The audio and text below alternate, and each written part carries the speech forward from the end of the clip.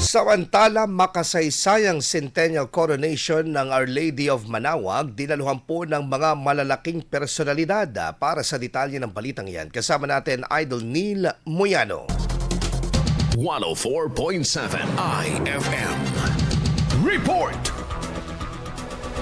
Yung makasaysay ng pagdiriwang ng Centennial Canonical Coronation ng Our Lady of the Most Holy Rosary of Manaoag na dinaluhan ng milyon-milyong deboto at iba't ibang matatas na opisyal ng pamahalaan at kilalang personalidad mula sa iba't ibang sektor. Ilang sa mga dumalo, sina Pangasinan Governor Ramon Quico III at kanyang pamilya, former Bataan 1st District Representative Geraldine Romana, Department of Agrarian Reform Secretary Conrado Estrella III, Vice Governor Mark Lampino, mga membro ng Sangguniang Panlalawigan, ilang kongresista at mga lokal na opisyal mula sa iba't ibang bayan at lungsod, kabilang si Dagupan City Mayor Belen Fernandez. Bandang alas 9 ng umaga nang dumating sina Pangulong Ferdinand Marcos Jr. at First Lady Liza Araneta Marcos, kung saan napansing naging emosyonal ang unang kinang habang minamasdan ang imahe ng Berheng Manaoag bago mag-umpisa ang programa. Ako naman ang formal na koronasyon ng mga banal na korona ay binindisyonan ni Apostolic Nuncio sa Pilipinas, His Excellency Most Reverend Charles John Brown. May ilang paganda sa isa sa pinakamahalagang bahagi ng seremonya. Inundan ito ng unang yugto ng ritual kung saan ang koronasyon ng Santo Niño ay pinangunahan ni Cardinal Jose Fuerte Advincula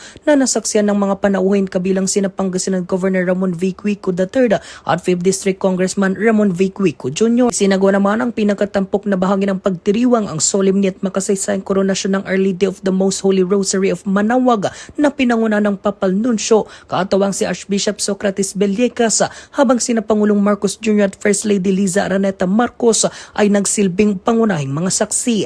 Sa huling bahagi ng seremonya, ang Halo Crown ay nilagay ni Reverend Father Felix Siligaspi III OP kasama sina Manaoag Mayor Jeremy Aherico Docming Rosario at Dr. Marizo Z. Rosario bilang mga saksi. Naging sentro ng makasaysayang pagtitipon ng ika-100 anibersaryo ng kanonikal na koronasyon ng Berheng Manaoag na muling nagpatibay sa pananampalataya, pagkakaisa at pag-asa ng sambayan ng Pilipino.